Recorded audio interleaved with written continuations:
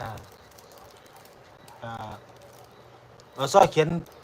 ยนลำซ้อยก่อนหนึ่งไว้ให้น้องให้เต้ลำมันก็สิประมาณว่าละคนเก่าไปคนไม่ย้ายเข้าสู่เพชรลำเพลินเอิ้นคือวงการบ่อนสโมสรบ่มีห่างปณิธานผู้ก่อตั้งให้ฮักหอมกันคือเก่านี่คือวงการเฮาแม่นไปเน่าอยู่กำสถานแฟนทินใดและให้เอิ้นกันน้องอ้ายทางใจอย่าได้เปลี่ยน เอิ้นคือบ้านคือเฮือนแม่นเวียนมาพบพ่อบอกมีตาลแม่นชวนเชิญเพชรลำเพลินหักแพงเจ้าเสมือนหนึ่งว่านะครับแม่นเป็นเอาอยู่กรรมสถานเพื่อนทินใดนะครับอืมแม่นไปอยู่ไกลอยู่ไกล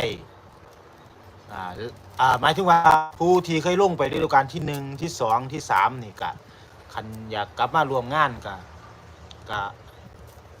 ชวนเชิญยินดีหักแพงกันคือเก่าเนาะครับเนาะขันผู้ใดลงก็ลงแบบว่าให้สร้างกันนะครับให้เป็นอ้ายเป็นน้องกันหมายถึงว่าเปรียบคือวงการบ่อนสโมสรบ่มีห่างนะวันนี้ท่านผู้ก่อตั้งให้หักหอมกันคือเก่านี่คือวงการเฮา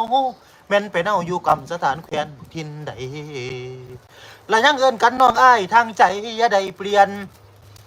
คิดคือบ้านคือเฮือนอยากเมียนว่าพบพอบ่มีตาล แม่นฮักแพงนะครับ